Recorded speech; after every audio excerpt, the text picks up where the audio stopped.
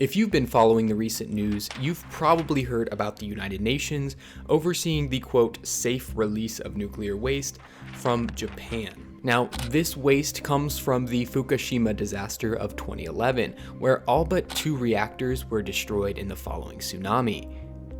But you may be wondering, why would we dump the nuclear waste into the ocean? Well, to answer that, we first need to do a deep dive into the history of nuclear power. Then we need to look at the current state of nuclear energy, followed by our process of waste management and its overall impacts to people and the environment.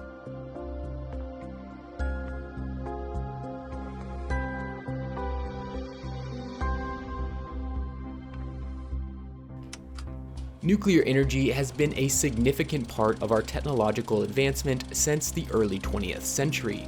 It started with key discoveries in nuclear physics, and by 1951, the experimental Breeder Reactor 1 in Idaho became the first nuclear reactor to produce electricity.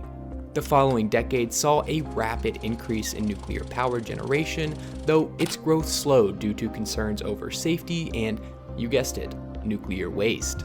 Originally, recycling was seen as the primary solution for managing nuclear waste, but fears of nuclear proliferation as reprocessed plutonium could potentially be used for nuclear weapons, along with the technological changes and high cost, caused this idea to rapidly lose favor. You see, the Nuclear Non-Proliferation Treaty, or NPT, of 1968 was ultimately designed to prevent the spread of nuclear weapons technology and discouraged many countries from pursuing nuclear recycling altogether. So what do we do now with nuclear waste?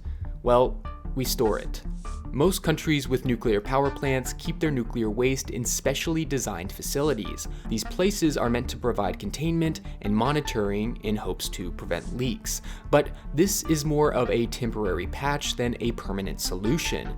The waste remains dangerously radioactive for thousands of years, and these storage sites are filling up fast. Let's quickly go over the process of storing and treating this waste. When the waste is removed from a reactor, these spent nuclear fuel rods are cooled and then stored in pools of water or dry casks.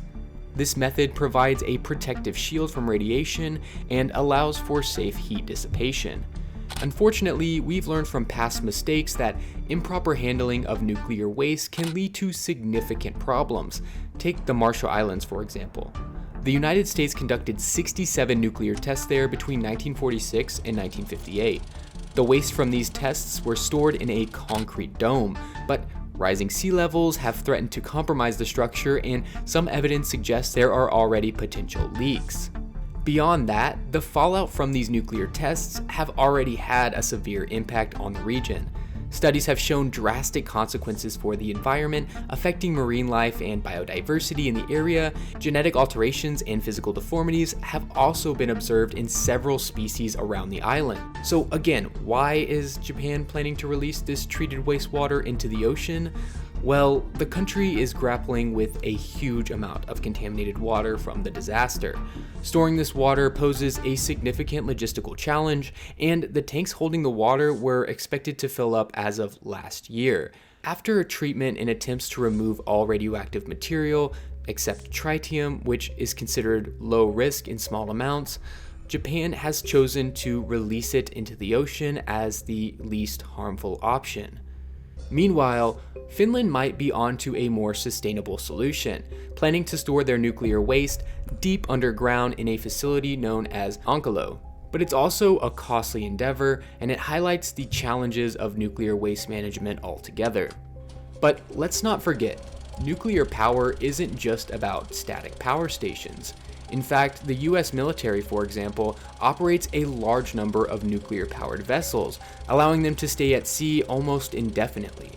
But the methods for how they dispose of their nuclear waste remains largely classified, leading to wide-scale speculation and concerns about potential environmental impacts.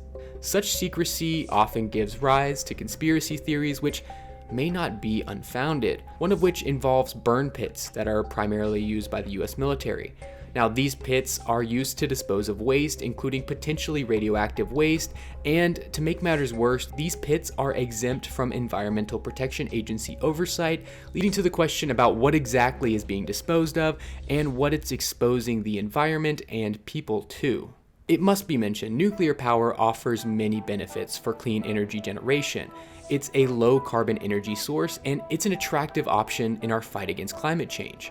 However, the issue of waste disposal remains a significant challenge.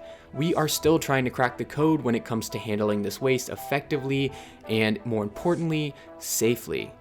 As we look to the future, we must continue working towards sustainable solutions that don't negate the environmental benefits of the power generation itself. This includes exploring options like recycling, deep geological storage, and even advanced reactor designs that could reduce the amount of waste produced. Managing nuclear waste is a complex problem that requires a nuanced and collaborative approach. We must consider the scientific technology, social, and political aspects of this issue and make informed decisions that are in the best long-term interest of humanity and the environment. I hope you enjoyed this video. If you did, please give it a thumbs up and subscribe. And if there's anything else you'd like me to cover, please let me know down in the comments below. Thanks so much.